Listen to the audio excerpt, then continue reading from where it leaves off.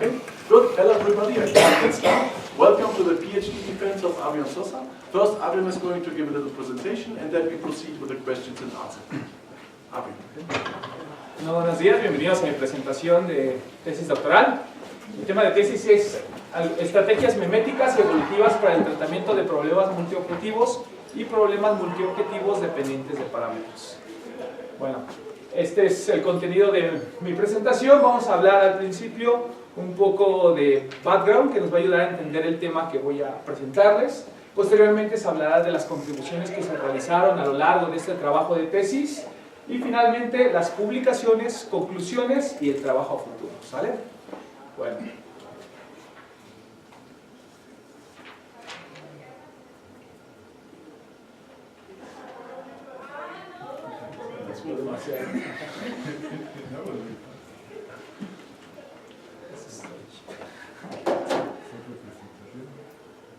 Ok, perdón por el inconveniente.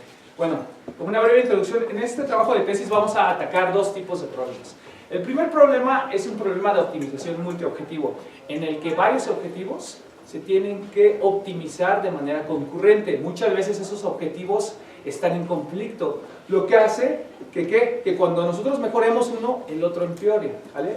¿Cómo podemos ver este problema? Imagínense que ustedes van a mandar una sonda con un dispositivo de exploración a Marte, ¿vale? Entonces este dispositivo de exploración a Marte tiene en muchas cosas que reducir su consumo de energía y también aumentar mandar datos hacia la Tierra, ¿sale? Para conocer más sobre Marte.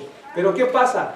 Ambos objetivos están en conflictos. ¿Por qué? Porque el que mandar datos vamos a ¿qué? A gastar energía, ¿sale? Y lo que queremos hacer en este caso es reducirla. Entonces queremos incrementar el número de datos que mandamos y recopilamos y también queremos disminuir el número de energía que nosotros gastamos. ¿En dónde? En mover el dispositivo a lo largo de Marte. Pero también debemos de considerar, debemos de saber que Marte pues, es un planeta desconocido. Y obviamente en Marte no sabemos las condiciones climáticas, ¿sale?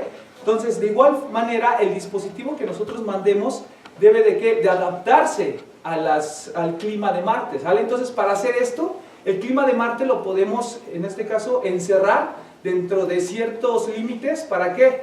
Para sobre esos límites nosotros construir el dispositivo de tal forma que mande datos, que reduzca el consumo de energía y que se adapte a su entorno, ¿sale? Este tipo de problemas que tienen la necesidad de adaptarse a su entorno se llaman problemas dependientes de parámetros externos. Estos parámetros no los podemos optimizar, pero nosotros tenemos que considerarlos cuando resolvamos el problema, ¿sale? Entonces, ¿qué pasa? Existen algoritmos evolutivos, en este caso, orientados a multiobjetivo, que nos ayudan o han probado ser especialmente hábiles para resolver y entregarnos un conjunto de soluciones de este tipo de problemas, ¿sale? Pero ¿qué pasa? Todavía estos algoritmos tienen áreas de oportunidad. ¿Qué áreas de oportunidad tienen? Bueno, pues podemos mejorar la convergencia. O igualmente nosotros podemos mezclarlas con técnicas de programación matemática. ¿Para qué? Para mejorar el valor de indicadores. Estos indicadores básicamente nos van a ayudar a identificar qué tan buena es nuestra solución, ¿vale? Entonces, a lo largo de esta tesis vamos a hablar de técnicas meméticas, técnicas de búsqueda local y también técnicas evolutivas que van a atacar los problemas de optimización multiobjetivo dependientes de parámetros, ¿sale? Bueno, entonces, esta es la definición formal de nuestro problema. Tenemos un vector de funciones, el cual lo debemos de minimizar sobre una variable x que pertenece al espacio de Rn, ¿sale? Muchas veces estos problemas tienen restricciones de desigualdad y restricciones de igualdad, ¿sale? Entonces nosotros, aparte de resolver el problema, tenemos que cumplir estas restricciones, ¿sale? Hay veces que los problemas no tienen estas restricciones, entonces nos enfrentamos a un problema sin restricciones, ¿sale? En este caso nosotros tenemos dos funciones, f1 y f2. Si se dan cuenta, cuando nosotros incrementamos una, la otra va a decrementar, y cuando nosotros incrementamos la otra va a decrementar, ¿sale? Entonces, estos objetivos están en conflicto, ¿sale? Entonces, lo que nosotros tenemos que buscar es el mejor compromiso, ¿para qué? Para resolver este problema. Entonces, para eso nosotros vamos a utilizar una relación de dominancia. Esta relación de dominancia primeramente nos va a decir cuando un vector es menos que otro vector, ¿sale? Un vector B y un vector W. Posteriormente esto lo podemos pasar ya a nuestro problema, que es el problema de optimización multiobjetivo. En el problema de optimización multiobjetivo nosotros tenemos como tal variables en el espacio de decisión. Estas variables en el espacio de decisión van a ser mapeadas al espacio de objetivos. ¿Cómo? Utilizando nuestra variable f. Entonces, de esta manera podemos decir que un vector domina a otro vector, ¿sale? El conjunto, ¿qué es lo que nos interesa en este tipo de problemas? Bueno, todos los puntos Pareto óptimos. ¿Qué quiere decir que es un punto Pareto óptimo? Que bueno, dentro de Rn, que es el espacio de búsqueda, básicamente no va a haber un punto que domine ese punto, ¿sale? Entonces, el conjunto total de esos puntos le vamos a llamar conjunto de Pareto, y a la imagen que va a estar viviendo en el espacio de los objetivos le vamos a llamar frente de Pareto, ¿sale? Entonces, ahora vienen los problemas de optimización multiobjetivo dependientes de parámetros. Estos problemas de optimización multiobjetivo dependientes de parámetros básicamente es la construcción, o lo podemos ver como una serie de problemas de multiobjetivo, pero que van a recibir la influencia de un parámetro externo. Este parámetro externo lo vamos a llamar lambda. Entonces, ¿qué pasa? No solamente vamos a tener un conjunto de Pareto y un frente de Pareto, sino vamos a tener una familia de estos. Por lo tanto, nosotros ya no solamente debemos de calcular o de, en este caso, resolver el problema hacia un conjunto, sino a una familia de estos conjuntos. Entonces, este parámetro lambda va a ser el que va a afectar el conjunto de solución final de cada uno de los problemas multiobjetivos, ¿sale? Bueno, entonces, tenemos algunos métodos que nos van a servir para el tratamiento de estos problemas multiobjetivo y también dependientes de parámetros. Bueno, los primeros son los métodos clásicos de programación matemática. Y entre otros tenemos el método de suma de pesos, el método de Chebyshev. Estos nos van a ayudar, básicamente es convertir el problema multiobjetivo a un problema monoobjetivo y resolverlo con un peso, ¿sale? Que nos va a dar un solo punto. Esa es una desventaja de este tipo de métodos, pero podemos construir una serie de puntos y poder resolverlo para cada uno. Posteriormente vienen los métodos de descenso. Entonces, nosotros tenemos un punto inicial y a partir de una dirección de descenso, nosotros podemos seguir esa dirección y llegar hasta un punto en este conjunto de Pareto. Ese es otro tipo de métodos. Eso nos ayuda, generalmente son métodos que utilizan derivadas y segundas derivadas, en el caso del método de Newton. Posteriormente tenemos los métodos de directos de búsqueda. Estos métodos directos de búsqueda también explotan esta parte de las direcciones, pero sin la necesidad de utilizar derivadas o segundas derivadas, ¿sale? Y finalmente tenemos los enfoques evolutivos. Dentro de los enfoques evolutivos tenemos enfoques basados en dominancia, unos que se basan en indicadores, es decir, estos indicadores nos van a ayudar a evaluar el desempeño de nuestro algoritmo, como midiendo la aproximación final. Y posteriormente tenemos los basados en descomposición. Bueno, entonces, vamos a empezar a hablar de estos indicadores. Bueno, en el estado del arte existe un indicador que es uno de los más utilizados para evaluar los diferentes algoritmos que desarrollan, que se llama el hipervolumen. Este hipervolumen lo que trata de hacer es, en dos dimensiones, es calcular el área que se forma a partir de un punto de referencia R, ¿con qué? Con un conjunto de puntos no dominados. Entonces, toda esa área azul es lo que nosotros tenemos que calcular. Si nosotros incrementamos las dimensiones, pues bueno, ya no tenemos que calcular el área, sino el volumen. En 4 dimensiones el hipervolumen, y bueno, así en adelante. Entonces, este indicador, no es métrica, nos va a ayudar ¿a qué? A evaluar la aproximación que nosotros obtengamos al finalizar utilizando alguna de las técnicas que les mostré anteriormente. Posteriormente, investigadores propusieron el gradiente del hipervolumen. Nosotros como tal, el hipervolumen está conformado de una serie de puntos, un conjunto de puntos. Entonces nosotros queremos saber hacia dónde se tienen que mover estos puntos. ¿Para qué? Para que nosotros incrementemos el valor de este indicador.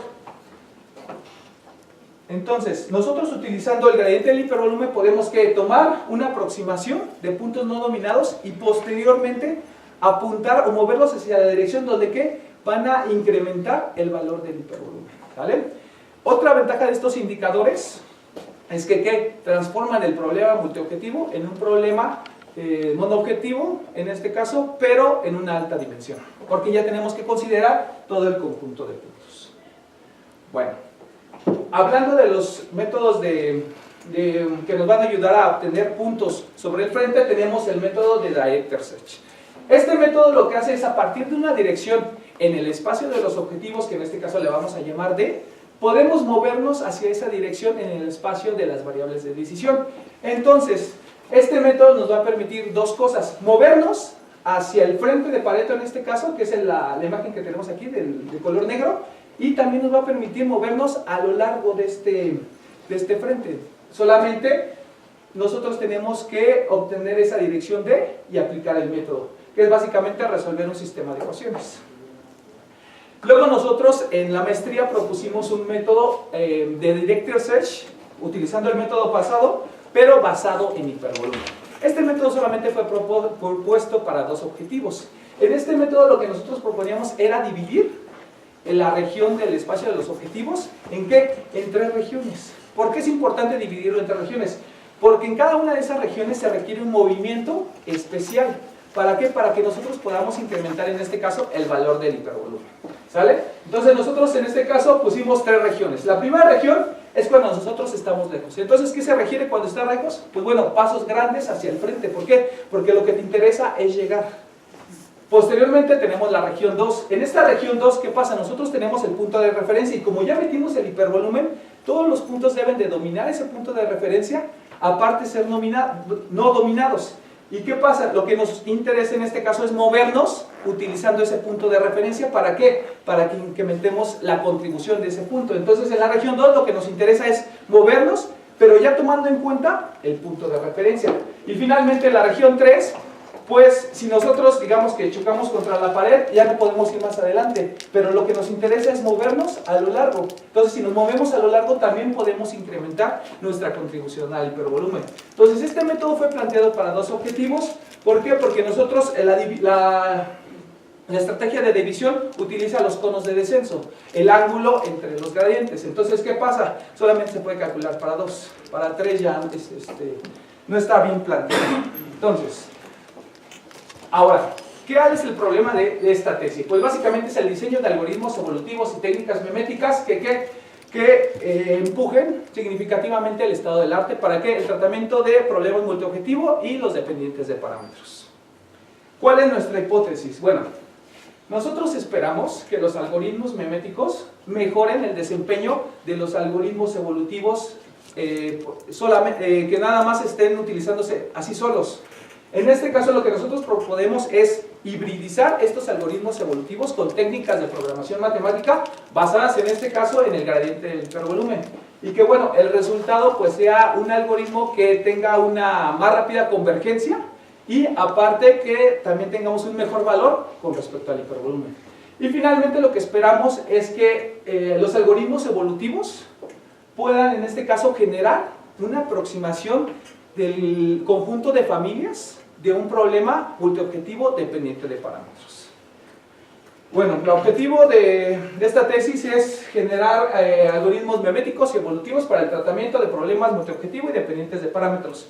Los objetivos particulares son desarrollar técnicas de búsqueda local que se basen en el método de Directed Search y en el gradiente del hipervolumen. Posteriormente lo que queremos hacer es desarrollar algoritmos meméticos para el tratamiento de problemas multiobjetivo.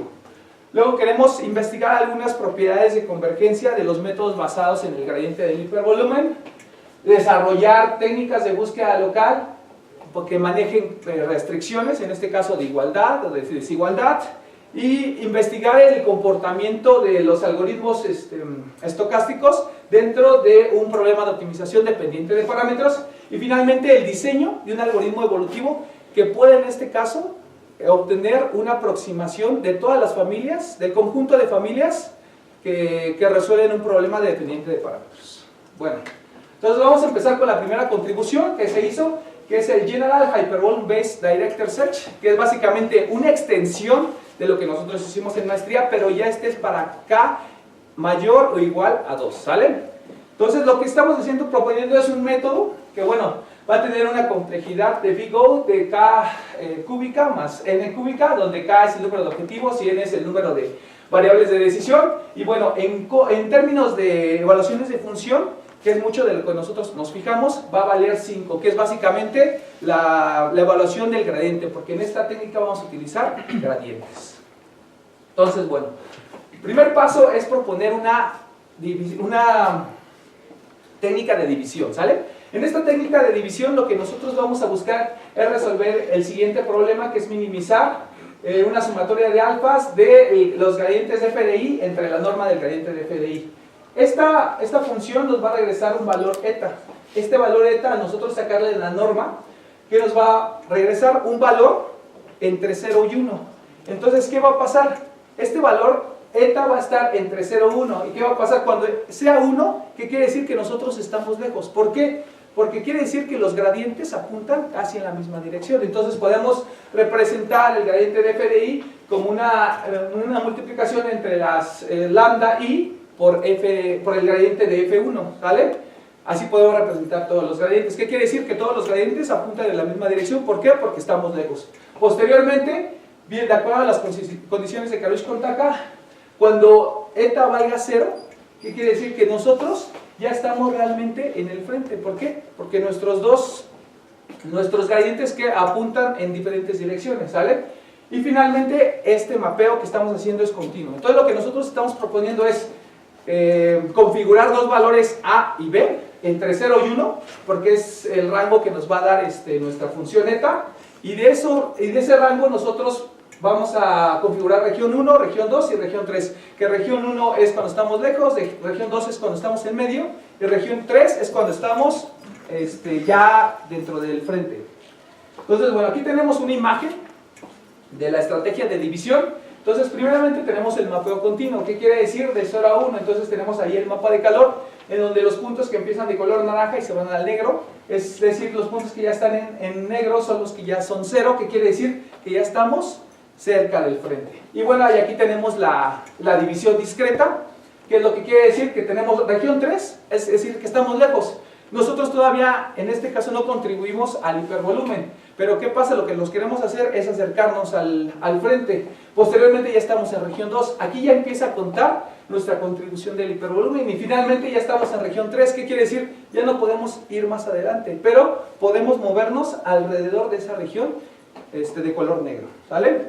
Entonces, para esto nosotros vamos a plantear tres movimientos diferentes, ¿sale? El primer movimiento es utilizando un método propuesto por Schaffer, Schultz y Weinzer, que es básicamente resolver este problema. Si se dan cuenta, este problema se parece mucho a nuestra técnica de división, ¿sale? Pero aquí no estamos normalizando, en este caso, el gradiente de f de i. Entonces, lo que nos va a permitir esta función nos va a dar un vector en Q en Rn.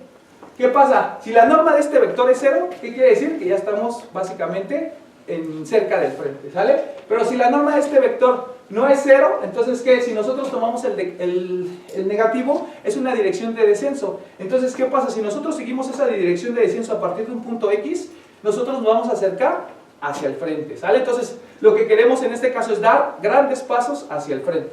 Entonces, si estamos en región 1, vamos a resolver este problema de minimización buscando el alfa, y posteriormente vamos a sacar esa Q multiplicada por negativo y la vamos a tomar como dirección de descenso. Posteriormente viene región 2. Aquí lo que ya estamos observando es que ya dominamos al punto de referencia R. Entonces lo que necesitamos es una dirección compuesta por R y nuestro punto. ¿Para qué? Para que nos diga en qué dirección debemos de movernos, de tal forma que incrementamos la contribución de ese punto con respecto al hipervolumen, ¿sale? Entonces nosotros tenemos que utilizar en este caso el método de Directed Search, que es, ¿por qué? Porque ya tenemos D, pero nosotros queremos la dirección en el espacio de las variables de decisión. Entonces tenemos que resolver el pseudo inverso de la jacobiana por D. ¿Para qué? Para obtener, en este caso, nuestra nu, que va a ser la dirección de descenso, porque es de descenso, en la que aparte de acercarnos al frente de Pareto, vamos a ¿qué? Incrementar la contribución de ese punto con respecto al hipervolumen. Y finalmente, bueno, ya estamos sobre el frente. Entonces lo que nosotros tenemos que hacer es una factorización de Q. ¿Para qué? Para obtener los vectores ortogonales ¿a qué? A nuestro alfa. ¿Cuál es el alfa? El vector que va a salir del frente. Entonces lo que nosotros buscamos son los vectores ortogonales. ¿Para qué? Porque sobre esos vectores es donde vamos a plantear el movimiento de nuestro punto. ¿Por qué? Porque ya no podemos seguir en la dirección de alfa, pero podemos seguir en la dirección de los vectores ortogonales. Entonces lo que queremos hacer es resolver este problema de optimización, que es buscar maximizar el hipervolumen. En este caso nosotros ya tenemos nuestro punto de referencia y la base de vectores ortogonales, que está representada por Q2 por lambda. Entonces, a partir de ahí nosotros vamos a resolver este problema buscando las lambdas, de tal forma que nos diga en qué direcciones debemos de movernos ya sobre la linearización del frente. ¿Para qué? Para incrementemos el hipervolumen, ¿sale? Entonces, estos tres movimientos como tal nos van a dar como resultado nuestra técnica de búsqueda local. Entonces, ya tenemos la técnica de búsqueda local, ahora lo que queremos hacer es mejorar el performance, desempeño de un algoritmo evolutivo. Nosotros estamos, en este caso, tomando el SMS-MOA. El SMS-MOA lo que hace es generar un conjunto de población y va generando un elemento.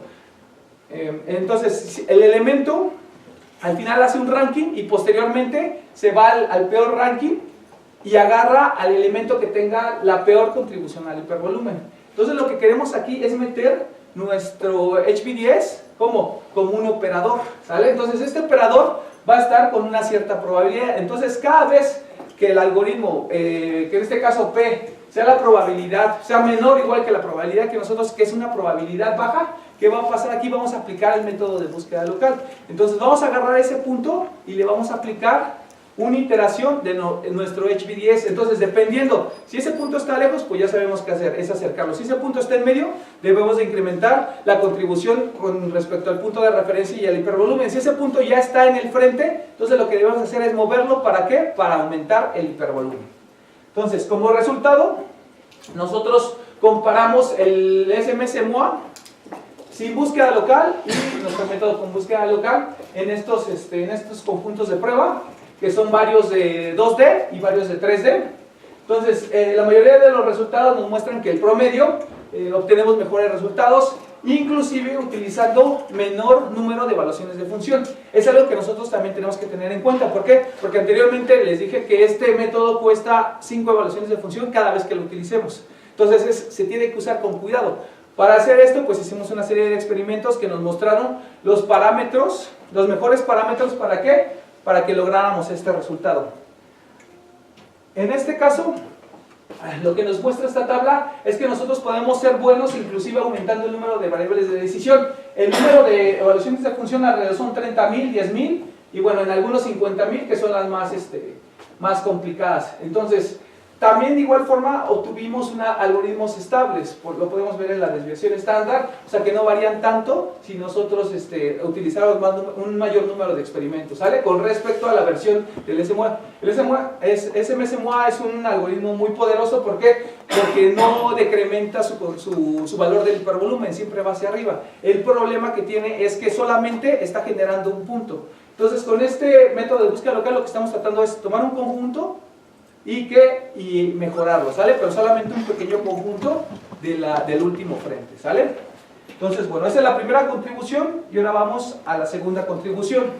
La segunda contribución fue utilizando el gradiente del hipervolumen. Lo que nosotros queríamos saber era qué ventajas y desventajas tiene si nosotros seguimos esta dirección hacia el frente de Pareto, ¿sale? Entonces, nosotros podemos obtener 3 casos. El primer caso que detectamos fue básicamente el de éxito, es decir, tomamos un conjunto de puntos no dominados y seguimos la dirección que nos planteaba el gradiente del hipervolumen. Entonces, siguiendo esta dirección, pues bueno, obtuvimos que los puntos se distribuían de manera correcta y aparte maximizaban el valor del hipervolumen. Es el caso de éxito. También tenemos un caso que nosotros le pusimos crípenes, como temblorina. ¿Qué pasa? Que algunos de los puntos se quedan atorados. En este caso los extremos son los que avanzan de manera más rápida, pero los puntos centrales, como lo podemos ver, parece que están estáticos, sin embargo se están moviendo, pero con pasitos, ¿sale? Entonces, ¿qué pasa? Nosotros, básicamente, los 2 puntos de los extremos ya llegaron al frente, al conjunto de solución, pero los otros puntos, pues, se quedaron atorados, lo cual, pues, tenemos que tener cuidado cuando utilicemos este gradiente del hipervolumen en un método de búsqueda local. Y finalmente, tenemos otro de los casos que puede suceder, que es la dominancia, ¿sale? Entonces nosotros podemos iniciar con 5 puntos, pero ¿qué pasa? Si nosotros seguimos las direcciones del gradiente del hipervolumen, puede ser que varios puntos se queden dominados en el camino, es decir, que se rezaguen. Entonces, si al final nosotros teníamos una aproximación de 5 puntos, ahora vamos a tener una aproximación de 3. ¿Por qué? Porque los puntos dominados no cuentan para el hipervolumen, ¿sale? Entonces, bueno, eso es lo que nos arrojó nuestro estudio, y a partir de ahí nosotros pensamos en utilizar el método de Newton. Pero para utilizar el método de Newton nosotros necesitábamos la matriz hessiana. Entonces para esto, pues bueno, derivamos el gradiente del hipervolumen para obtener esta matriz, la cual se compone de estas expresiones matemáticas. Entonces la complejidad de calcular la matriz hessiana está dada por big O de nu al cuadrado por n al cuadrado por k, donde nu es el número de elementos en la población, n es el tamaño del espacio de las variables de decisión y k el número de objetivos. Y el costo va a estar dado, como ya es hessiana y estamos calculando en este caso en el componente 1, en el componente 2 se puede ver la hessiana del problema multiobjetivo. Entonces el costo de esto va a ser de 4 más 6 por n por el número de puntos en nuestra población, lo cual es bastante caro, pero nosotros si lo usamos de manera correcta podemos obtener grandes resultados. Entonces, nosotros propusimos como tal el método de Newton para la maximización del hipervolumen. Este método de Newton para la maximización del hipervolumen básicamente es a partir de un punto inicial, que a diferencia del método HB10 no va a ser solamente un punto, sino va a ser todo el conjunto de soluciones que tengamos en nuestra aproximación. Obviamente estas tienen que ser no dominadas, si no, no van a contar para el hipervolumen. Posteriormente tenemos que sacar la matriz hessiana y el gradiente del hipervolumen, resolver un sistema de ecuaciones, ¿para qué? Para obtener nuestra dirección, y posteriormente ahora sí ya podemos hacer la iteración de x y obtener nuestro x y más 1. Una vez obteniendo este método y más 1, pues bueno, vamos a estar acercándonos más y más hacia el conjunto, el conjunto y el frente de Pareto. Finalmente la complejidad de este método estaba por big O de n al cuadrado por n al cuadrado, y el costo de cada paso de Newton en funciones de evaluación es de 5 nu, donde U es el número de elementos. ¿Por qué? Porque son los gradientes que vamos a estar calculando, y 4 más 6 por n por nu, que es básicamente el costo de la hessiana, ¿sale? Entonces, estos son los ejemplos del método. Entonces, en la parte de arriba nosotros tenemos primeramente el espacio de las variables de decisión y luego el espacio de los objetivos, y en el primero tenemos el caso de éxito. ¿Qué quiere decir? Tenemos una aproximación de 5 puntos, utilizando 6 iteraciones, en nuestro caso de nuestro método, podemos converger hacia la mejor distribución de acuerdo al hipervolumen, ¿sale? Porque hay otros indicadores. Lo vamos a ver en este caso en el espacio de los objetivos. Y finalmente ahí está la distribución que nosotros obtenemos. Pero anteriormente en nuestro estudio del flujo del gradiente del hipervolumen habíamos notado esta parte de dominancia.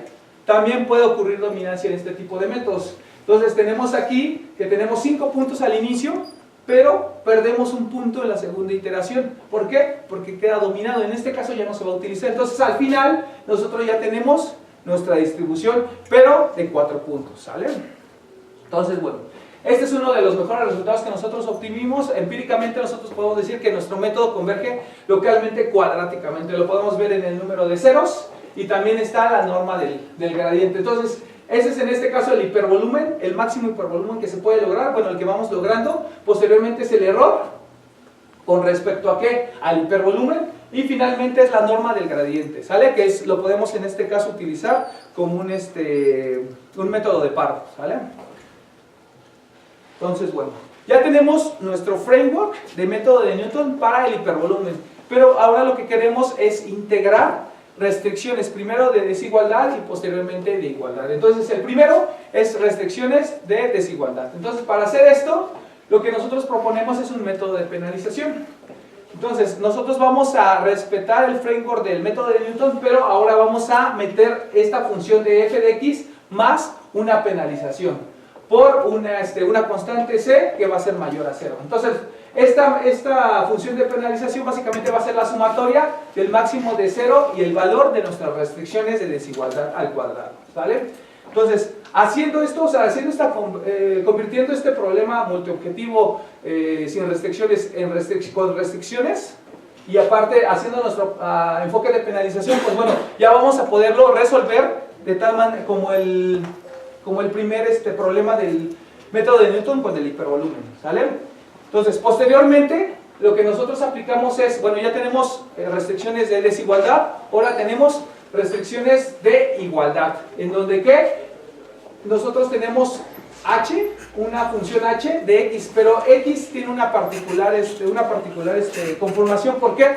Porque ahora x va a contener a todos los elementos de nuestra población, no solamente va a tener a un elemento, ¿sale? Entonces nosotros básicamente vamos a tener la siguiente formación, que es el siguiente vector que está dado por evaluar en cada restricción de igualdad cada uno de los puntos de nuestra población, ¿sale? Entonces nosotros vamos a tener básicamente un vector de nu por n, donde n es el número de puntos en la población, n es el número de variables de decisión, y va a mapear, en este caso, r nu por p, donde p es el número de restricciones de igualdad.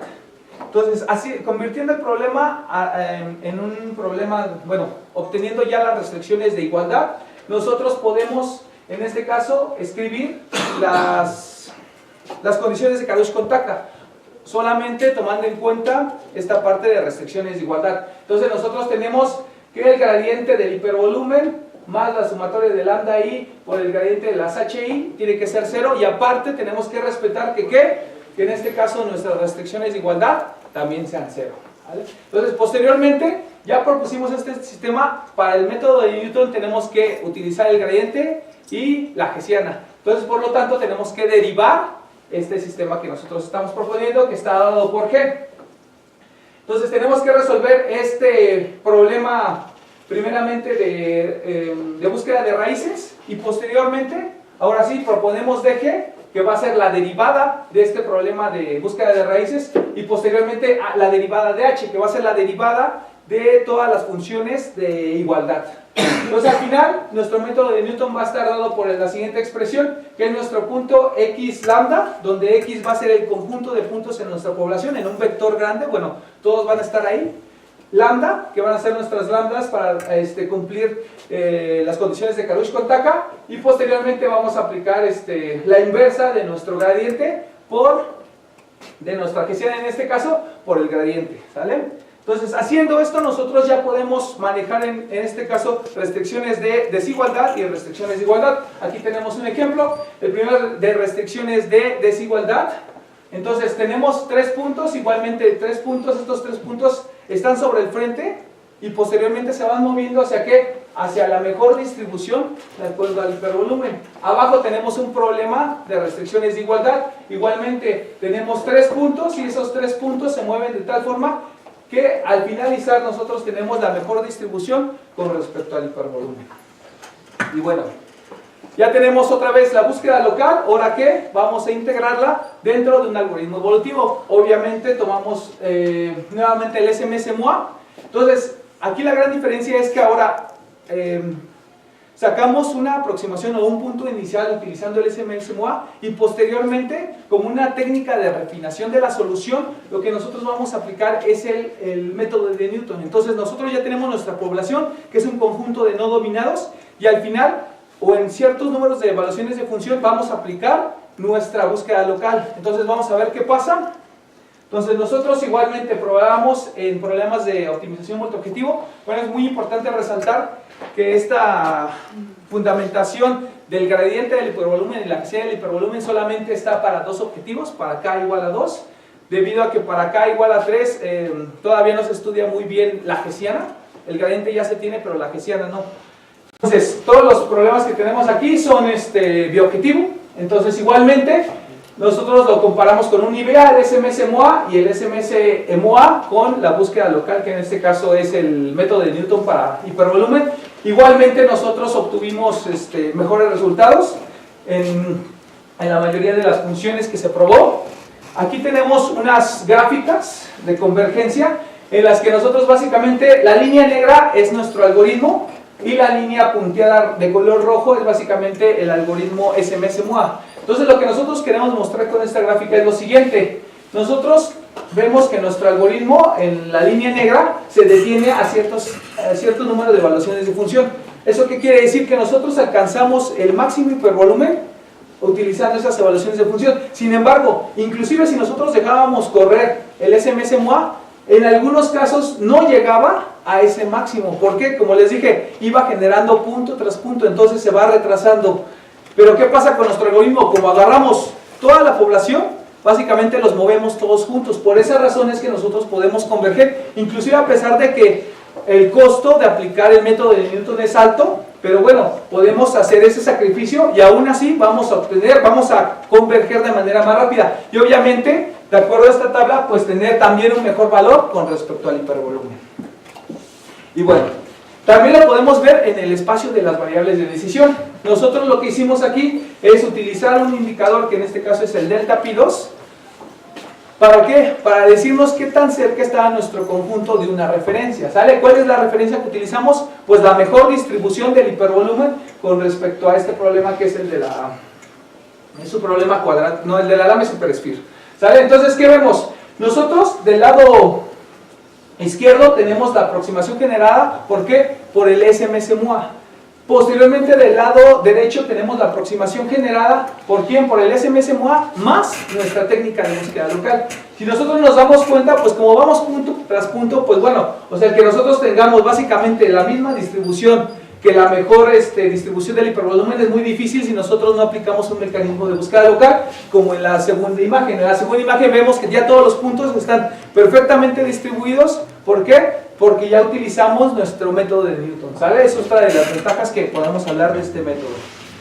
Bueno, y finalmente vamos a empezar con la tercera contribución, que es un algoritmo que es para el tratamiento de problemas multiobjetivo dependientes de parámetros. Entonces, diferentes técnicas se han utilizado: esquemas de multipoblación, esquemas de detección de cambios, enfoques paralelos, enfoques de diversidad y enfoques de predicción, ¿vale? Pero lo que nosotros queremos es tratar el problema dependiente de parámetros como un todo, es decir, resolver el problema considerando un cierto espacio de esta variable lambda, que va a representar el espacio de los parámetros externos. Entonces, generalmente se utilizan este framework para resolver ese tipo de problemas, que es una programación secuencial. ¿Qué quiere decir? Que bueno, nosotros dividimos ese problema dependiente de parámetros en una serie de problemas multiobjetivos y vamos resolviéndolos uno por uno.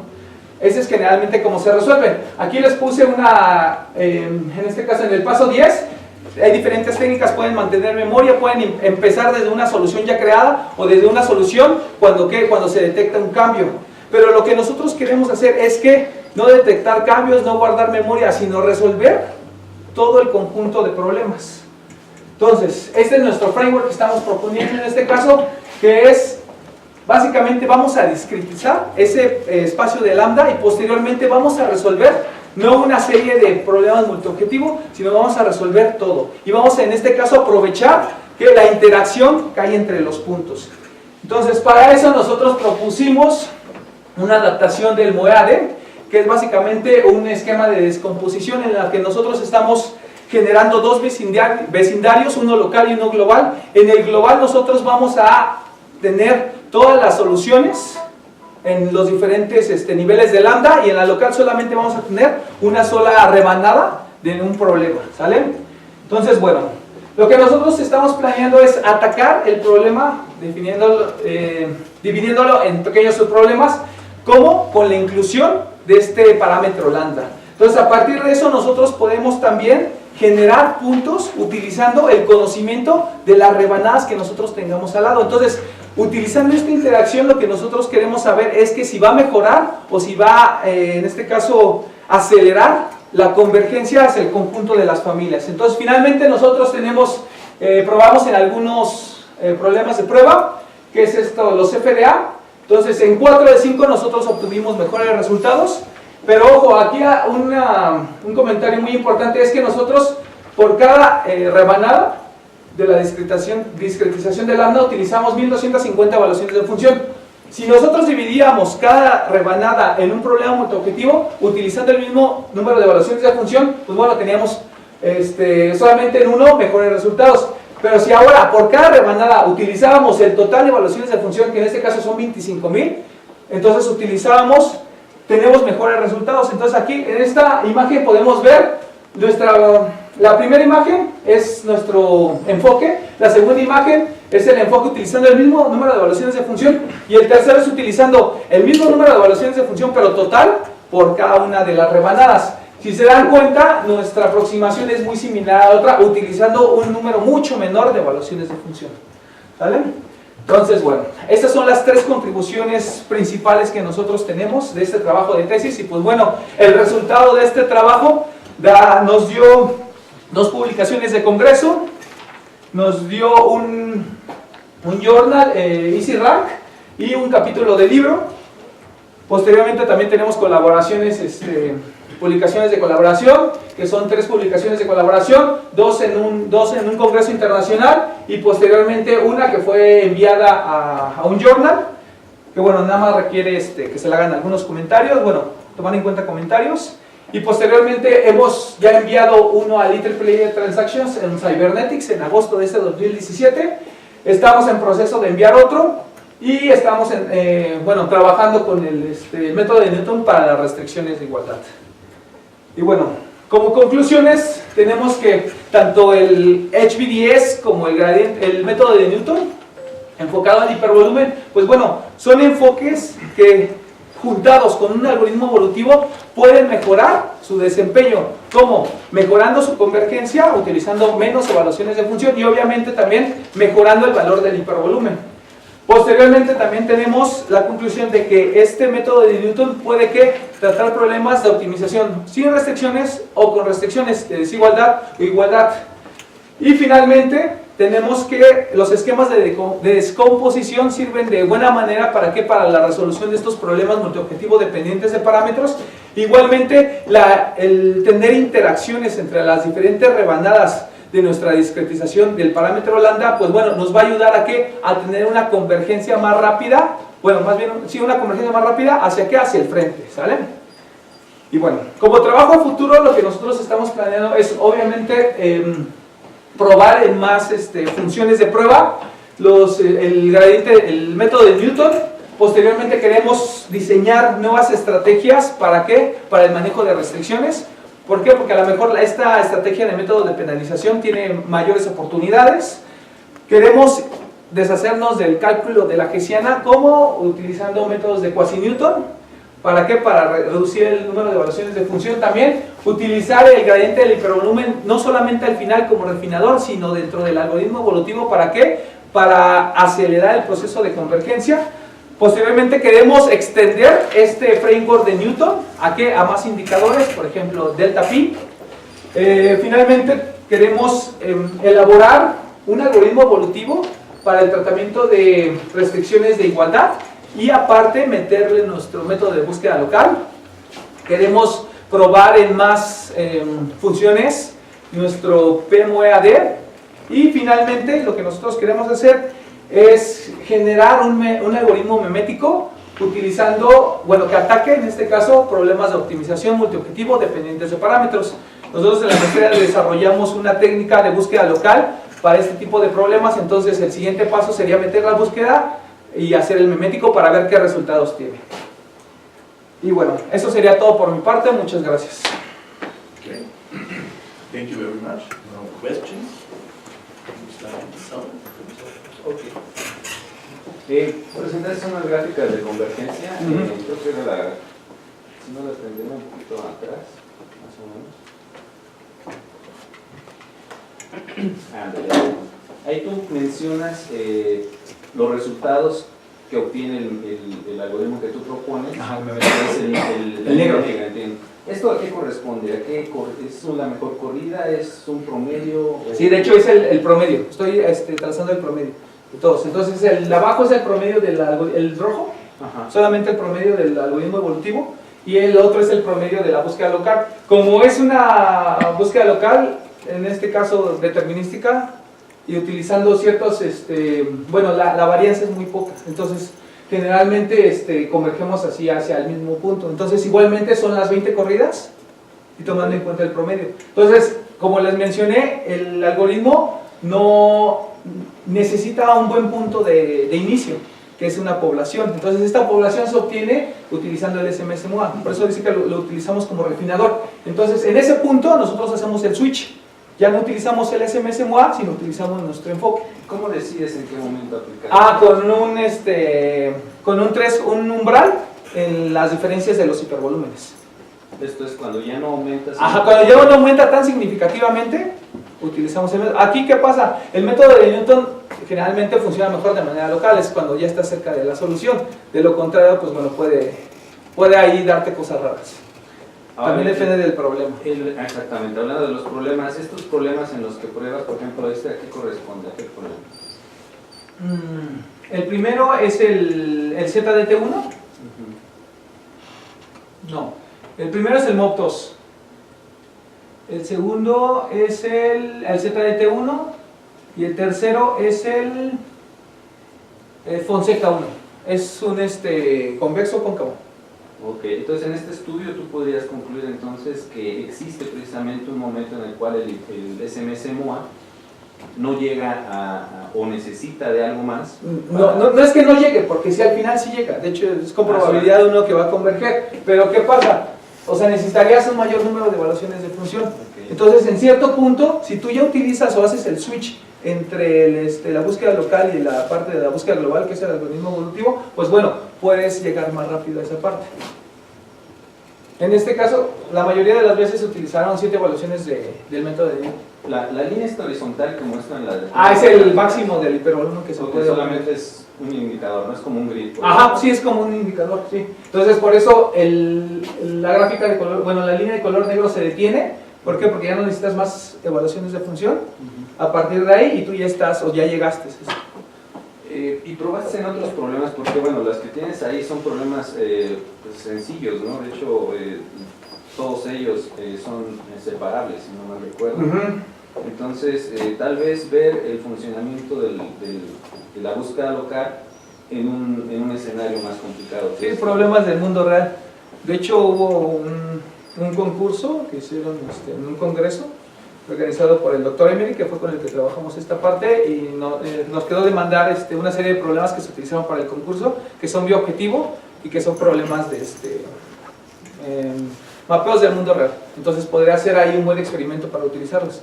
De hecho, en el documento agregué más experimentos. Bueno, aquí por cuestiones de espacio no los metí todos, pero en el documento hay más resultados de esta parte. Sí, es muy fácil ver en la gráfica, por ejemplo, que efectivamente adquieres un mejor hipervolumen en un corto tiempo. Sin embargo, en la tabla que tienes anterior, por ejemplo, la última función, los datos de la media me dan muy parecidos. Entonces, sí. No sé si realizaste un test diciendo... De diferencias estadísticas, ¿no? Cualquier era... Sí, de hecho, las que tienen el asterisco. Un Wilcoxon-Random, un main Wilcoxon. ¿En todas ellas es mejor? No, bueno, solamente en la LS, en la DTLZ2, en la ZDT3, en la LS, Fonseca 1 y en MOP2. En ZDT2, ZDT1 no, ni DTLZ1. Que es, bueno, DTLZ1 es multimodal. Entonces ahí teníamos problemas al final. Utilizaste Wilcoxon, ¿verdad? Ajá, Wilcoxon. ¿Con qué valor de P lo utilizaste? No, 0.5 para... Con un 0.5, no, sí, con un 5% de nivel de significancia. ¿Verdad? Muy bien, ahora me queda la duda, esta parte ya la habíamos platicado en el predoctoral, pero me queda ahora la duda en un tema nuevo que es precisamente cuando vas a hacer o intentas resolver los problemas dinámicos y en la empirización, o bueno, ¿cómo estás manejando, mejor dicho, MOEAD para estos problemas? Perdón. Sí, básicamente lo que estamos haciendo es resolviendo Chebyshev, pero con la inclusión de este valor lambda. Entonces aquí se puede ver, mejor tengo de hecho es este problema el que estamos resolviendo ahora.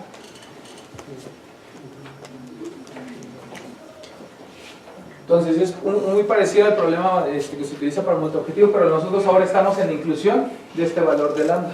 ¿Por qué? Porque la evaluación de la función objetivo necesita este lambda. Ok, entonces solamente lambda va directamente va directamente ahí. ¿Y ese cómo lo discretizas? nosotros te proponemos en este caso, bueno, dependiendo de los f de 1, te dice, pues van de 0 a 1, ¿no? Entonces, de 0 a 1, tú ves en este caso cómo se comporta la función. Bueno, aquí tengo, por ejemplo, estos son los problemas de prueba que nosotros utilizamos. Entonces, por ejemplo, el primero de 0 a 1, pues básicamente se dividen en, bueno, DEP propuso una categorización de este tipo de problemas. Entonces son 4 categorías, donde el conjunto de Pareto y el frente se mantienen estáticos, donde el conjunto cambia y el otro se mantiene estáticos, donde el frente se mantiene estático y el conjunto cambia, y donde los dos cambian. Entonces, aquí por ejemplo, nosotros vimos el comportamiento del problema y pues definimos un rango de este lambda, porque está abierto, y básicamente nosotros utilizamos ese rango. La discretización pues básicamente sí fue hecho a mano, no tenemos un mecanismo para decir vamos a discretizar. Lo que yo hice para hacer más o menos la discretización era ver la periodicidad de la función. Entonces, que si ya la función no se repetía, pues bueno, ahí cortaba lambda, y bueno, sobre ese lambda yo hacía la... ¿Y cuántos valores más o menos? Son 20. Son 20 en todos los Son 20 y son 20. Ok, bueno, entonces solamente como tal utilizaste MONAD, agregaste este parámetro y lo que te está proponiendo es la nueva forma de resolver este tipo de problemas. Sí, y aparte... O mejor dicho, de focalizarlos. Ajá, de focalizarlos, porque ya es común todo. Aparte, una de las cosas buenas de este enfoque es la siguiente, que nosotros por cada slice, o en este caso rebanada, ¿qué pasa? Tenemos un vecindario global y uno local. Entonces el MOAD tiene uno local que es para qué, para obtener ¿cómo se llama? Información sobre el vecindario. Entonces aquí lo que nosotros es, cuando vamos a crear un punto, obtenemos información. Ese punto lo creamos no solamente de nuestra rebanada, sino utilizamos todo el vecindario, que es a lo que le llamo vecindario global. Entonces también tomo información de qué, de las rebanadas vecinas. Sí. Y al momento de sustituir el punto, porque tienes que sustituir el punto que tú estás generando, utilizo solamente el vecindario local. ¿Esto es para qué? Para no mover las cardinalidades de cada una de las rebanadas, porque si no tendría que quitar puntos de una rebanada, entonces al final me quedarían rebanadas de diferente tamaño. Pero entonces déjame entender, ¿son 20 poblaciones que tú estás seguro? No 20 poblaciones, es solamente una población. Y quedan almacenadas en... Así es, así como si fuera el algoritmo, o sea, tú metes ahí tienes todos los puntos. Ok, bueno, es que este es el benchmark de Farina, ¿verdad? Ajá, por eso que funciona, porque hay otros más complejos en donde veo que no pudiera funcionar más o menos esa estrategia. De hecho, apenas en este año se publicó un artículo donde es un benchmark con funciones escalables dinámicas. Entonces, no sé si lo viste por ahí. Pero es el de... No, que el último que vi fue de 2017. Es 2017. De Yang. Ándale, sí. ¿Es ese? Ajá, exactamente. ¿No intentaste probar en otras funciones que fueran diferentes? No, a las FDA no. Utilicé un programa que se llama BITIC, que es en este caso es una rodilla, pero tiene un valor de alfa, y entonces en ese valor de alfa va cambiando de la rodilla, entonces se vuelve discontinuo en ciertas partes. Pero a partir de esos no probé en otros. De hecho, ese es un plan a futuro, el probar porque todavía no sale como tal este paper, entonces sí sería bueno incluir esos nuevos experimentos y ver cómo funciona este algoritmo. ¿Y algún problema real que hayas visto en donde pudiera atacarse de la manera que estás empleando este enfoque para resolver esos problemas? Pues por ahí me mencionó, bueno, una vez en un congreso en el NEO me preguntaron de cómo podía ser esto aplicable a esta parte de los circuitos.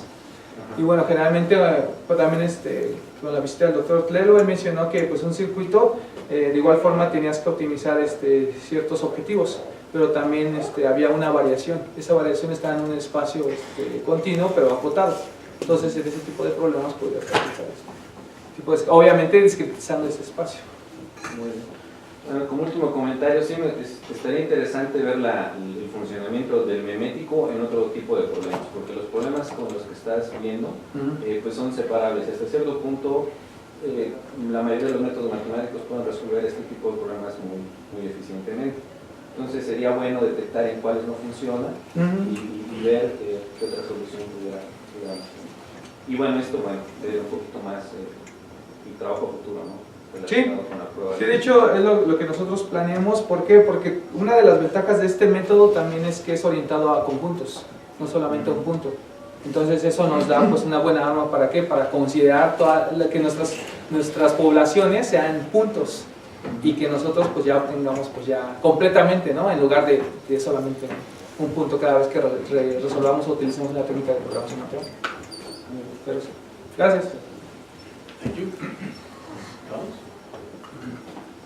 A ver, ¿te puedes ir al algoritmo del primer método donde combinas el SMS NOA con el HDFS? Sí.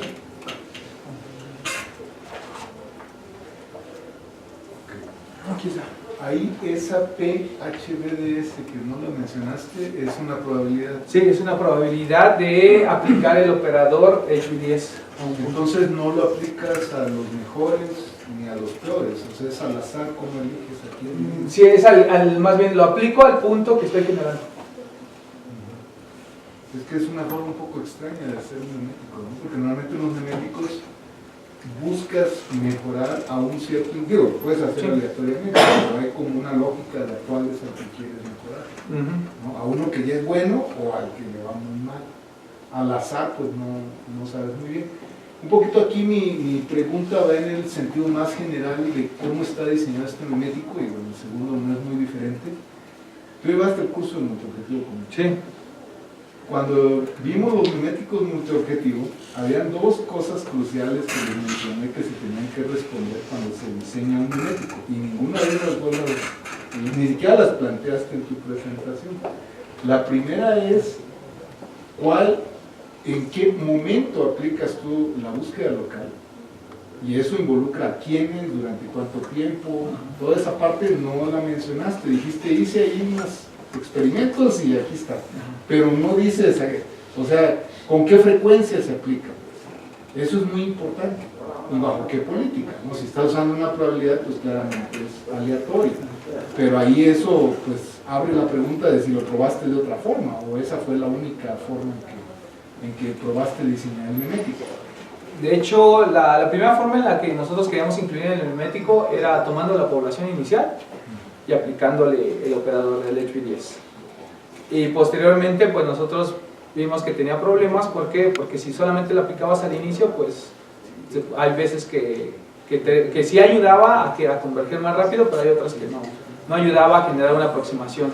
Y en este caso lo que nosotros queremos plantear es, bueno, vamos a aplicarlo a los elementos que se vayan generando durante el algoritmo evolutivo, que en este caso es, nosotros generamos un punto, agarramos ese punto bajo una cierta probabilidad, que en este caso es pequeña, y posteriormente aplicamos. ¿De cuánto usaste la probabilidad? De P es igual a 0.05. 5%. Sí, de hecho es muy baja. ¿Por qué? Porque si nosotros, por ejemplo, probé con probabilidades de 0.1, del 10%, entonces, ¿qué pasaba? O sea, muchas veces, sí, en la parte inicial, como es región 1, avanzaba muy rápido, pero ya después ya no funcionaba. ¿Por qué? Porque en algunos problemas, los multimodales más que nada, ya no se, como se hace una linearización, esta parte no responde muy bien a esa linearización, entonces no se puede mover hacia las diferentes direcciones. Generalmente, siendo sincero, la parte que mejor funciona es la 1 y la 2. ¿Por qué? Porque nos ayuda a converger rápidamente y nos ayuda a acercarnos rápidamente a... La 3 es, sí, ¿por qué? Porque aparte, como nada más estamos en este caso considerando un punto, muchas veces afectábamos a las contribuciones de los otros puntos, de los puntos vecinos. Problema que se supone que se está resolviendo utilizando el método de Newton, que ya considera a todos. Ahora te puedes ir a los resultados de esto. La segunda pregunta que no contestaste en la presentación, y que es muy importante en este caso, es: si tú ves los datos, más allá de que es estadísticamente significativo y demás, no se nota en muchos casos una muy gran diferencia en la calidad de los resultados. Entonces la pregunta que te hago, y me hubiera gustado ver el tiempo que tomaba el SMS-MOA solo y luego el SMS-MOA con el buscador local. Es decir, la pregunta aquí, que es otro punto crucial en un memético: ¿cuánto estuviste gastando extra para la mejora? O sea, ¿qué porcentaje de mejora obtuviste y a qué costo computacional? O sea, me aumentó 3 milisegundos, pues no es significativo. Pero si aumentó 3 horas y la mejora es menos del 1%, Sí, no conviene. entonces yo te haría esa pregunta. ¿Tienes una idea de cuánto tiempo adicional tomó usar el buscador local con respecto al tiempo original del algoritmo? Específicamente en este memético no se hizo esa parte de los tiempos. Esta comparación de los tiempos se hizo utilizando el método de Newton. Ahí sí la metí de hecho en el documento. Y en este no Y- tienes idea de... Bueno, de hecho en este, Porque pusiste la complejidad. sí, por ahí. el problema fue que como se utilizó MATLAB y utilizamos la suite de simbólicas, entonces sí tarda un tiempo. ¿Por qué? Porque se resuelve, primero tenemos que sacar en este caso el gradiente de la función y posteriormente mandarlo a MATLAB, regresarlo. Entonces ese tiempo de comunicación sí llevaba, o sea, no es así de horas, pero pues sí, O sea, al no menos... es nada más las evaluaciones. Ajá.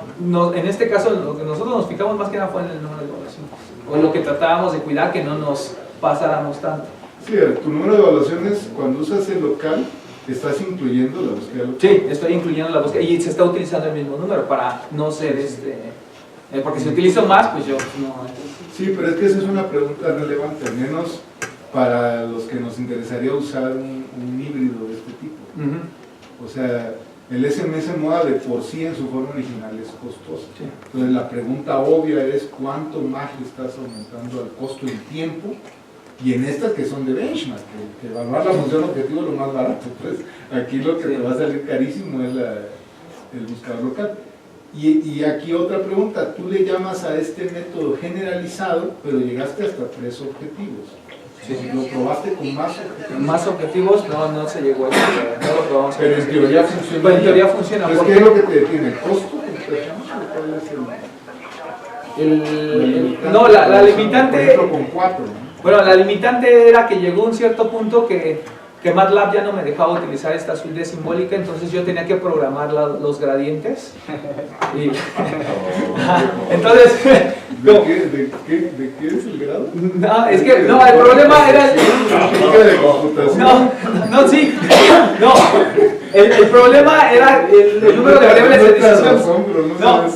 El problema es el número de variables de decisión, porque había unas que era muy fácil programar. ¿Por qué? Porque eran cíclicas, básicamente sí las tenía, pero ya de ahí en fuera pues ya no hice ese estudio. Aparte, como este método solamente actuaba sobre un punto y el otro método actuaba sobre una población, entonces le di más importancia al otro método, que básicamente sustituye a este método. Porque si nosotros podríamos ver el método de Newton, podemos utilizarlo de la misma forma que se utilizó este. Bueno, en este caso sería utilizando fue una idea que tuvimos, utilizando los ranks que hace SMS MOA. Entonces, a partir de ahí agarrar un rank y moverlo utilizando el método de Newton. En este caso, lo mejor sería el mejor rank, porque son los puntos que ya están hasta abajo, que son no dominados y que, bueno, nos van a ayudar a llegar más rápido a la solución. ¿Y ese MOP 1 qué problema es? Es eso. Obviamente en los multifrontales esto no funciona bien, ¿no? Porque Sí. no está IZDT4, Bueno, no. ni DTLZ4 tampoco.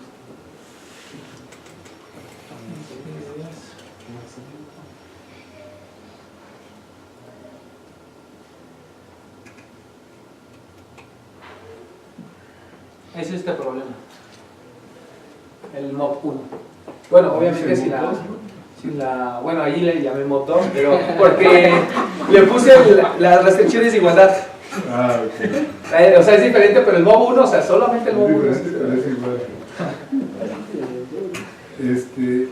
¿Te puedes ir al acetato 37?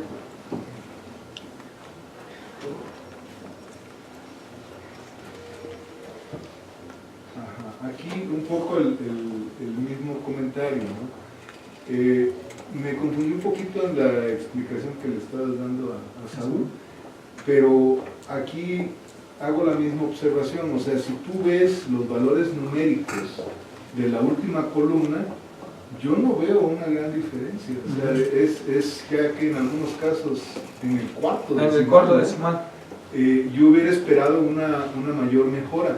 ¿No será que debiste haber hecho menos evaluaciones para que se notara? El problema fue que cuando nosotros hicimos la gráfica, nosotros hicimos un corte, en este caso en 35.000 evaluaciones de función, donde ya era, digamos, Ya convergió. o sea, tanto el algoritmo Pues sí. genético como el de nosotros ya habían convergido. ¿Para qué? Para decir, no, pues en 35 evaluaciones de función, pues nosotros ya tenemos como que, pues Pero este pues el resultado. otro también, ¿no? Ajá, sí, porque bueno, en este caso consideramos que sería trampa decir, no, pues en el primero lo cortamos en 25.000 evaluaciones de función, en el segundo lo cortamos en 30.000 Pues sí, evaluaciones pero es de que así función. como quedó tu tabla no es muy vendible. O sea, Ah, si tú bueno. le pones esa tabla a alguien de evolutivos te va a decir no me sirve absolutamente de nada tu buscador local.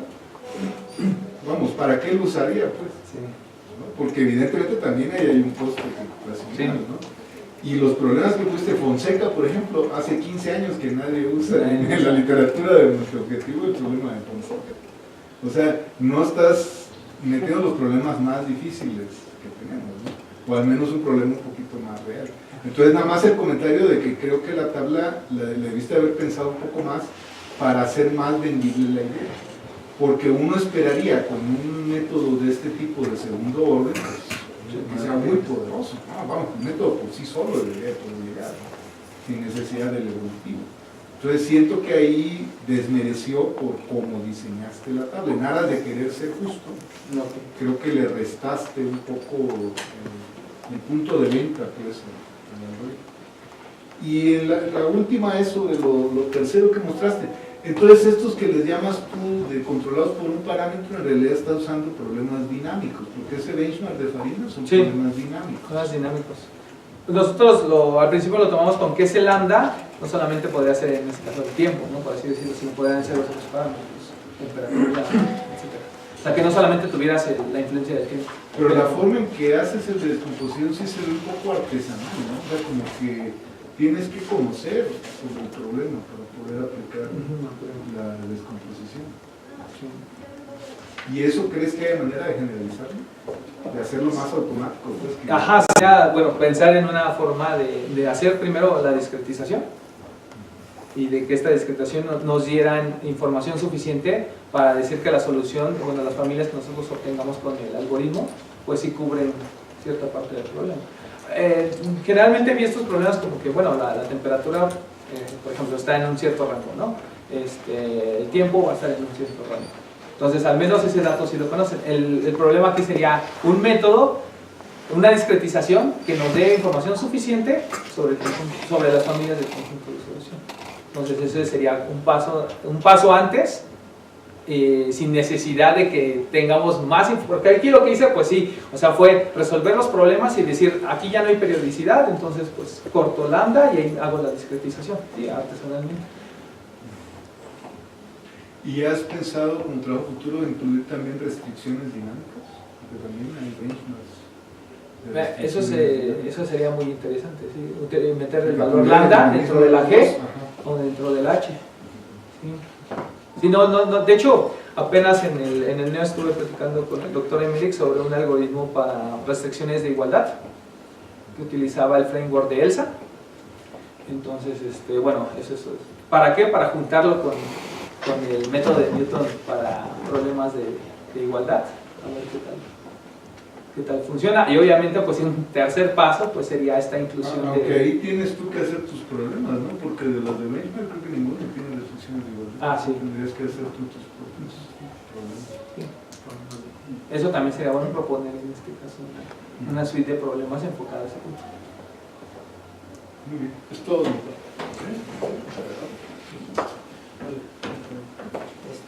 Sí, en esta, los de abajo son los 6 problemas, ¿verdad? No, estos son algunos representativos, básicamente es el mismo programa, pero uno es utilizando el IBEA y el otro el SMS. El de arriba. Ajá, si el de arriba es el SMS MOA, que es el que funciona un poquito más, mejor. ¿Por qué? Porque no baja nunca el valor del hipervolumen. El de abajo es el IBEA, sí posible. Pero está como hecho un zoom, ¿no? Abajo. Sí, bueno, básicamente es una fotografía de donde las dos líneas se veía una cierta diferencia. Pero podrías haber aplicado mucho antes, ¿no? Bueno, sí, de hecho, bueno, ahí lo que quiere plantear es que se viera cuándo se detenía o cuándo llegaba el SMS MOA con el método del hipervolumen y cómo se comportaba el otro a lo largo de...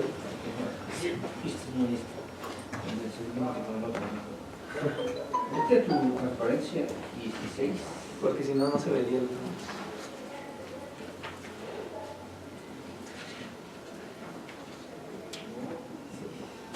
¿Cómo evaluaste la complejidad? La complejidad, porque primeramente tenemos que calcular una descomposición QR. ¿Para qué? Para calcular los vectores ortonormales a la linealidad. Entonces y como es el número de objetivos, es Q3. La N3 es porque tenemos que resolver un sistema de ecuaciones, que es cuando sacamos la dirección descendente, nu. Tenemos que resolver el sólido inverso del jacobiano por D. Y el número de iteración. Eso es para una iteración. Ese es para una iteración y el costo en términos de evaluaciones de función es de 5. O sea, al utilizar el método nos va a costar 5 evaluaciones. ¿Yo te la viste? Es cuando estás en la región, esta es la 1. Ajá. ¿Cuál es el tamaño del paso? ¿No? O sea,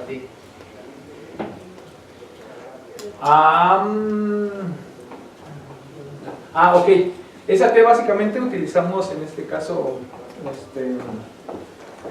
para calcular una Mijo-like step size.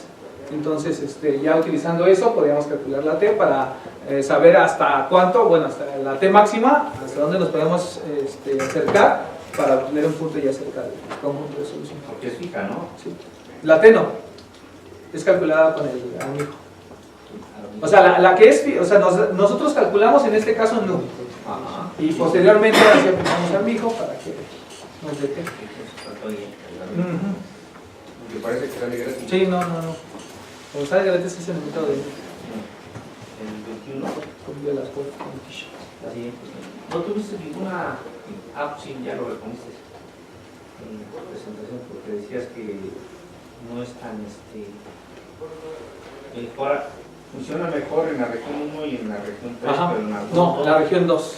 La región 2. Porque lo que queremos hacer en la región 3 es en la región 1 es acercarnos, en la región 2 es agarrar el punto de referencia del hipervolumen y alejarnos de ese punto para mejorar la contribución de ese punto, pero en la región 3 lo que pasa es movernos sobre la linealización del frente, pero muchas veces este movimiento pues afecta a las contribuciones de los otros puntos, porque nada estamos tomando un punto. Pero la pregunta era si no tenías inestabilidades numéricas aquí.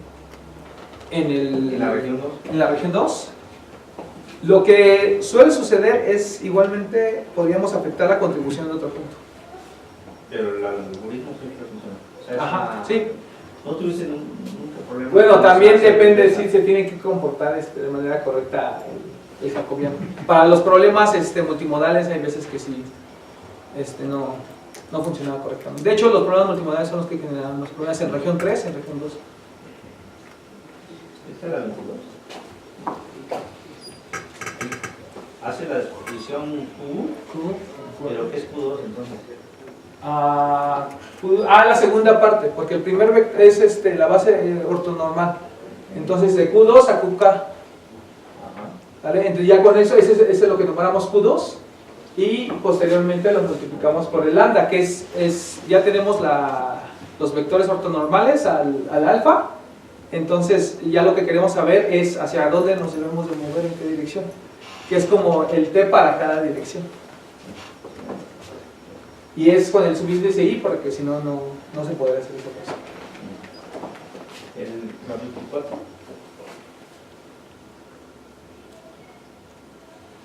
No, ya lo explicaste. Muy bien, funcionaba. Vete a la 25. Mencionaste todos los problemas que tenías, pero ¿se solucionaron? No. Bueno, solamente el de la parte de críticas, porque nosotros básicamente ya movemos toda la población, entonces evitamos que se queden rezagados.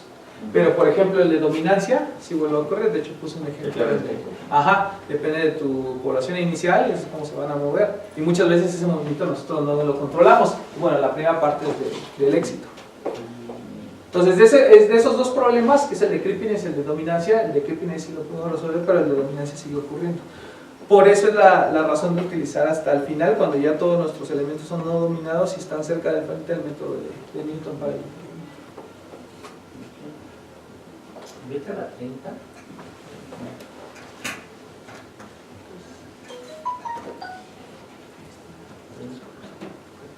¿Qué es para la finalización al cuadrado? Bueno, es un esquema de penetración que se usa en el estado del arte, entonces digamos que si la restricción no se cumple, pues bueno, lo va a castigar de mayor manera. Y aparte, esta C, en este caso, es una constante larga, pero va decrementando conforme nos vamos acercando. Solo una última. El método de Newton que tienes ahorita nada más tiene incorporada las restricciones de desigualdad, ¿no? De desigualdad y No, dualidad. ¿sí las tienen las dos? O sea, las tienes separadas, no las tiene juntas. O sea, faltaría probar Las dos juntas. las dos juntas, y eso también. Ahí tienes M. ¿Dónde? ¿M? Sí, sí, que pertenece a NRM. RN. M. Ah. Situación 22. ¿No es RN? No, abajo dice donde C pertenece a C y es respuesta. El vector C. Que pertenece Ah, sería RK, sí, es RK, es el número de no, a ver. Sí, es RK, perdón. Sí, es que generalmente M es para las funciones objetivas, el número de funciones objetivo. Entonces, K es objetivo. Ajá, es RK, que es por cada objetivo. Y es penalty function, ¿no? Ajá. Penalization no existe.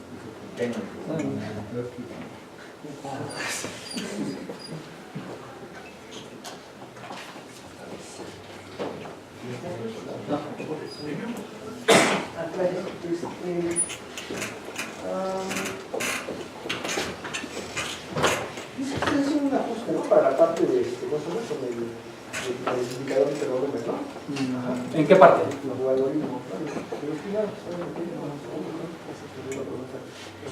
A ver, en todo tu método, tú trabajas con este indicador, ¿no? El intervalo. Ajá. ¿Qué ventajas te da sobre otros indicadores? Bueno, la primera es que es un indicador Pareto compliance. Básicamente al resolver maximizar el hipervolumen es ¿cómo se llama?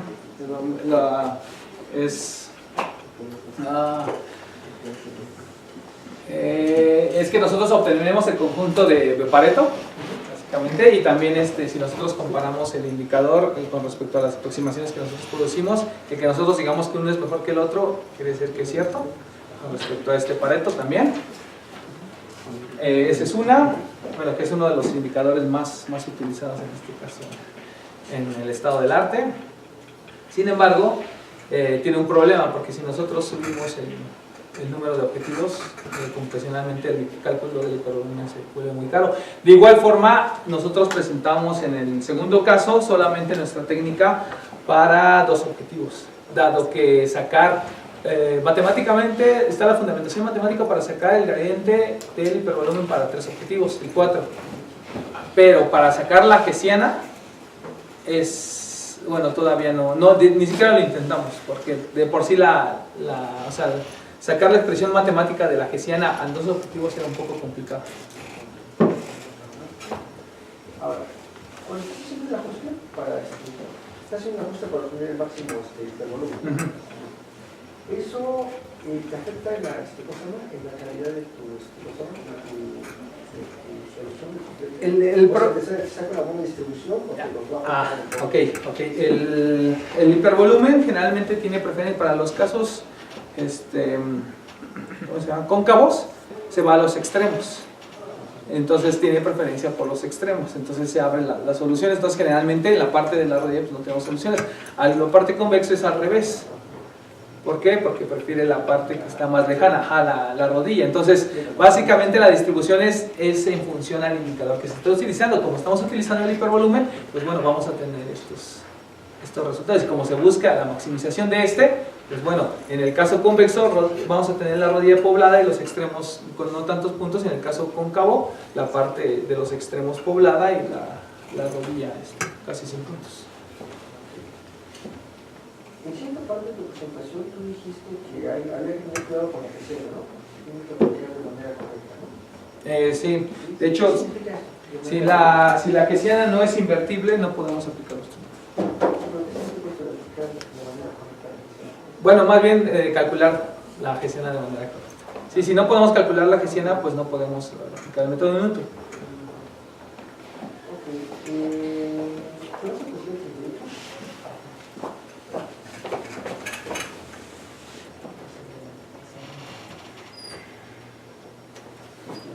Ahí dijiste que lo estabas aplicando de una población, de toda la población, ¿verdad? Ujú. ¿Qué tan grande es su población? Ahí estoy probando con poblaciones de 50, ¿De 50? de 50 elementos. Y aún así el comportamiento es bueno, ¿no? Sí, de hecho llegué a probar poblaciones de 100. ¿De 100? Ajá, de 100 ¿Cómo elementos. es? También el pero pues quisimos estandarizar y en todos fue 50.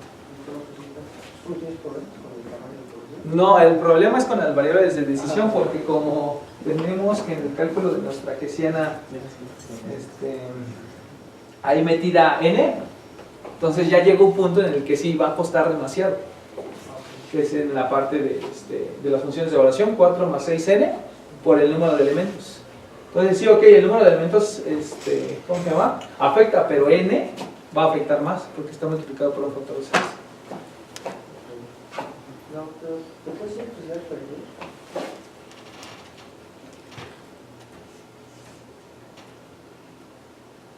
Ahí está. Tú dices que estás empleando ahora un framework, ¿no? ¿Qué ventajas te da tu framework sobre los métodos tradicionales, ¿no? Eso de guardar memoria, establecer y demás. No, bueno, una de las ventajas es que Ajá. Una de las ventajas es que vamos a resolver el problema en este caso, dependiente de parámetros, ya como, o sea, considerando todo el espacio del parámetro externo. No tenemos que en este caso dividir o resolver pequeños problemas multiobjetivos.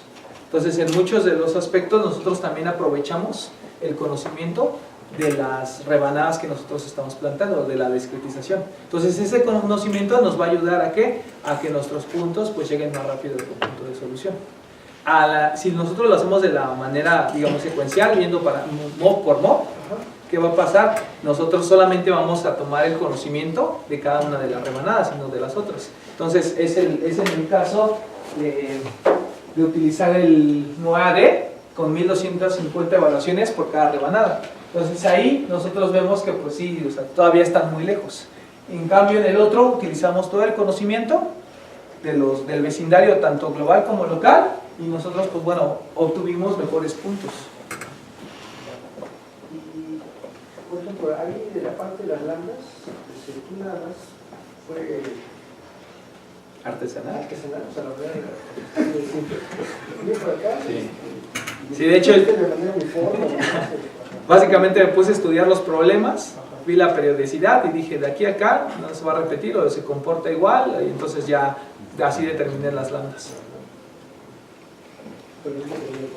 Ajá, dependiendo del problema, sí, porque por ejemplo el primero que mostré era de 0 a 1 y estos por ejemplo son de 250 a 300.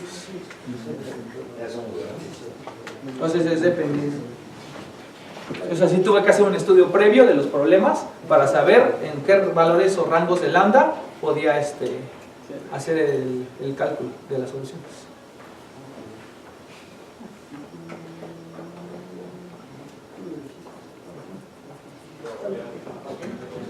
Other questions? Well, maybe one little comment from me. Like in these test problems, of course, lambda is artificial, but what do we think in real-world application? Yes. So what do we think? What What do we have what do we real-world have? applications about lambda? Well, basically, lambda could be temperature, could be For instance, Okay, and this temperature is? time, the external parameter, Yeah, and this temperature is? over a certain range.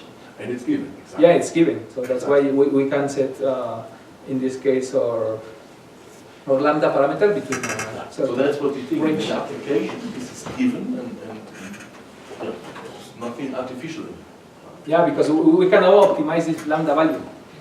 Actually, we have to include in the optimization problem, but we cannot optimize because it's already there over a certain range.